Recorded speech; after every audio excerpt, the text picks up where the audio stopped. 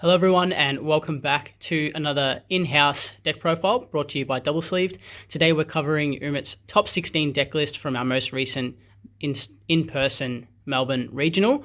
Umit, welcome, and do you want to take us through the deck that got you 13th place? Yeah. Good to actually be recording a deck profile for once. This was our first in-person regional in almost about 2 years. I think we had one in the middle of the pandemic as well. 8 rounds. Came 13th with Universe 7 Goku from Realm of the Gods. I think the deck is obviously very strong. I'm a big fan of red. I think I play very well when I play aggressive decks. So I thought I'd take it with me and see how it goes. Again, came 13th. 8 rounds, had 8 completely different decks that I went up against. Actually, I've got the list with me. So round 1 was Hatch.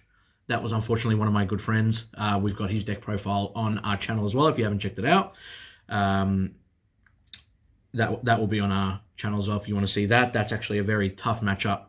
The 8-drop SS4 Gogeta is just very hard to kind of remove, especially because this deck negs a lot, but it doesn't neg enough. I'll show you my deck in a bit just to kind of explain the differences from what you might have seen from other people's profiles.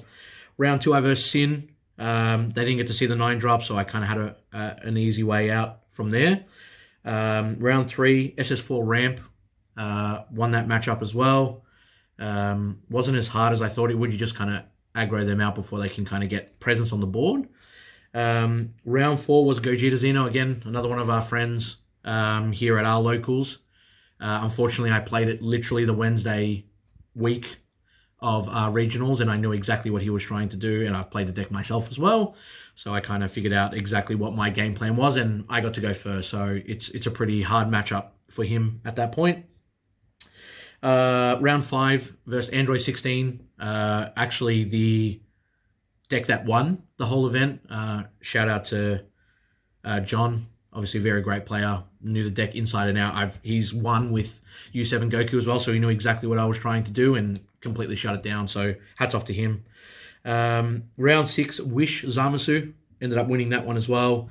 It was something that I've never really experienced before, but it was kind of interesting, I guess, in that sense. Again, the fact that this deck goes super aggro super early kind of stops a lot of game plans for a lot of decks that are out there these days. Round 7, I versed King Piccolo. That was my last loss of the day. The deck's just obviously super aggro itself, plays a lot for free. Very hard for me to kind of keep up with that. I actually didn't get to see a Kai King Goku that whole game, so unfortunately he just got a big board and just steamrolled me from there. And my last round, which was actually probably one of the best rounds that I had, Gohan Flip. Plays the field cards, gets to flip itself from its front and back, which was a very entertaining game. I think he just didn't get the cards that he needed on there, and I was able to kind of remove some cards from his board so he didn't get these chain going. So without any more delays, we'll get into the actual deck itself. So obviously it is Son Goku. You guys have probably seen it many times, so I'm not going to go into it too well. It is a 60-card deck as well. I obviously need to make sure that I see everything that I need. And then because we're milling so much, we want to be able to kind of see enough of the pieces that we need to kind of go through and make sure that we've got the pressure in the early game. So this deck was very interesting. A lot of people told me that it wouldn't work. The reason being is because I didn't run any unisons. I opted for the skillless package. And I kind of went all out with that. So I've got 4 of the 1-drop Gohans. When he gets played, he'll look for the top at the top 5 for a Universe 7, just to kind of get extra card advantage in my hand. It's great for offense. It's great for defense. It actually kind of confused my opponents a lot as well because they didn't see on turn 2 that I was going to play a unison, and it kind of threw them off. And to be quite honest, on turn 2 or turn 3, instead of using 2 energy or 3 energy to play 1 unison, I would rather use 1 energy to play the Frieza, the counterplay Goku, or even the Android 17. So I thought there was way more value in cutting the unisons altogether and keeping them in the sideboard rather than keeping them in the deck.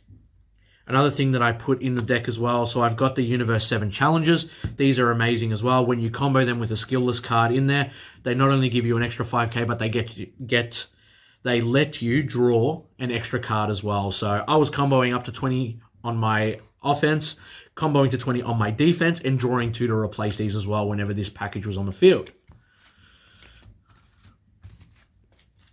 From that, we've got the 2 Vegeta Resolve Renewed, very stock standard. If the card is 15k or less, it is sent to the drop instead of being played. Very important for a lot of matchups these days. A lot of cards are 15k or less.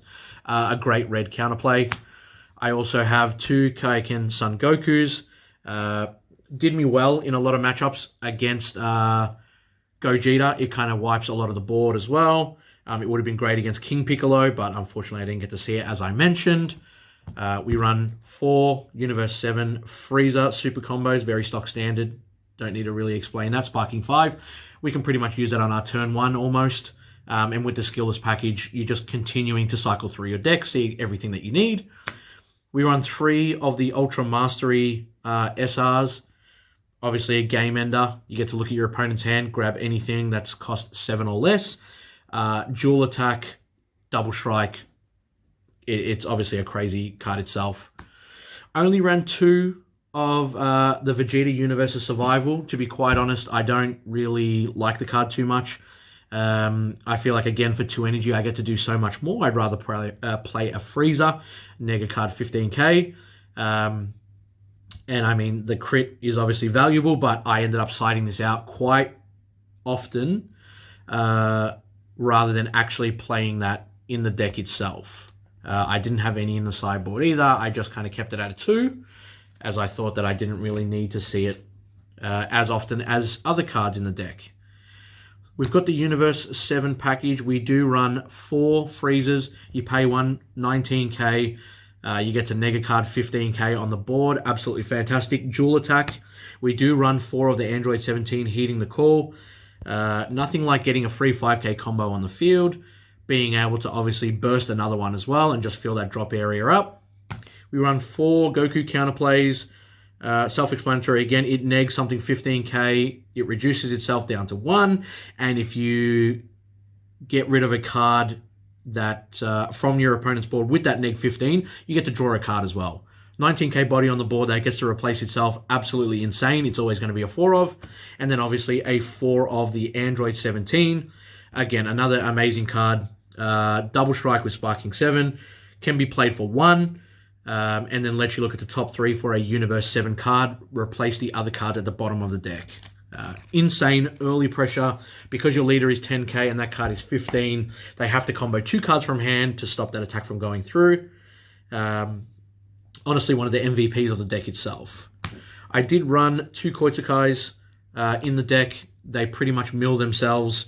And then when you get to see them into your drop, it's amazing against so many of these decks these days. They counterplay a battle card on the field. It's 15k or less. They've got to warp 2 cards from their hand. 3 Violent Rays. I felt like the deck did need a couple more negates. I could probably drop it down to 2.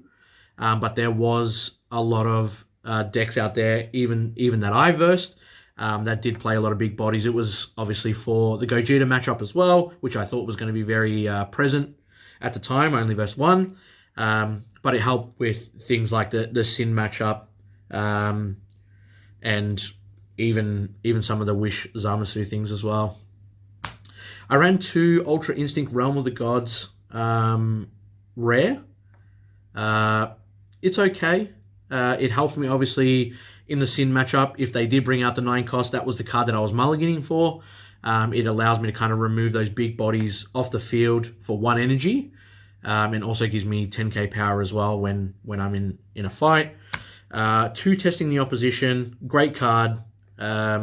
Obviously, when you get to Awaken on 8 life, sometimes Testing the Opposition doesn't come into play as much as I'd like it to. But you're still defending on 8 life with 15k on your leader anyway, so it doesn't really matter too much that this card doesn't get to be played for free on 5 life. Because we've got After Image Technique. This is a 4 of.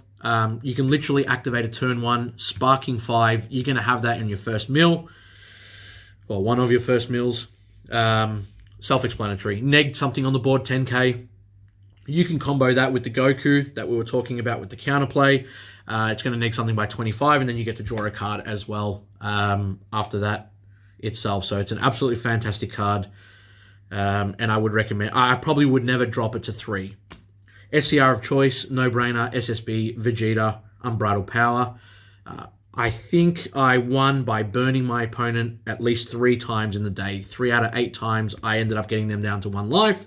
And then by the time it was turn 4, you just pop this bad boy on the field, and then it was done. You just activate main, burn them for the last life, and you have Sparking 25 in there, even if you did want to go for the dual attack as well. That's it for the main board itself. We'll quickly go over the sideboard.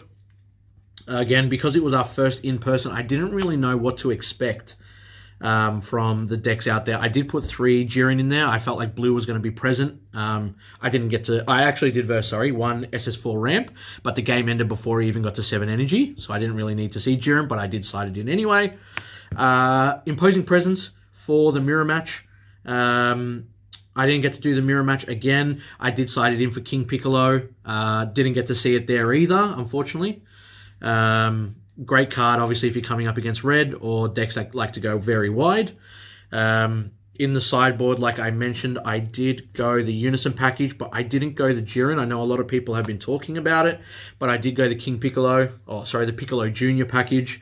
3 Yamchas, 4 Unisons. Just to kind of help. This helped with the hatch matchup. I still lost that anyway, but it allowed me for an extra swing.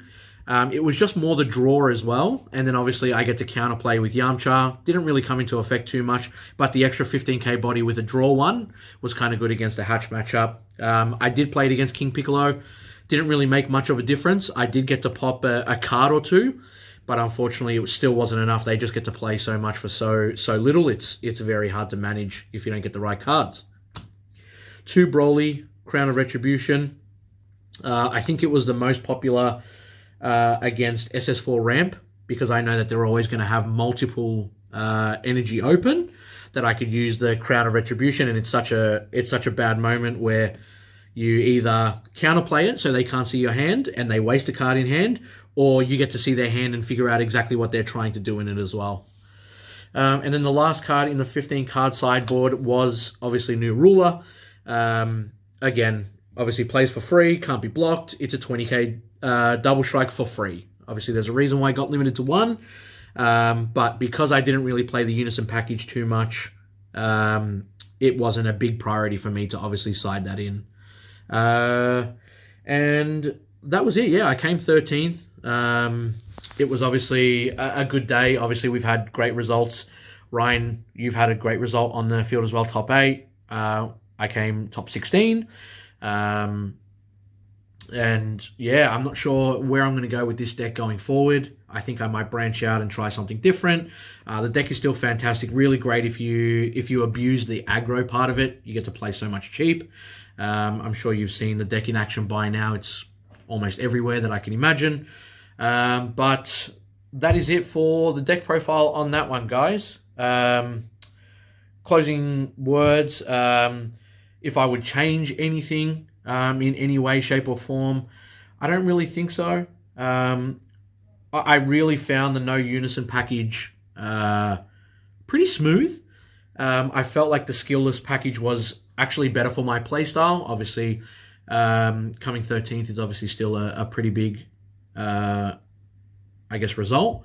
But again, everyone's got a different package with it. Obviously, people run Jirens, people run Unisons in their mains, but yeah, that's what I found based in our region anyway.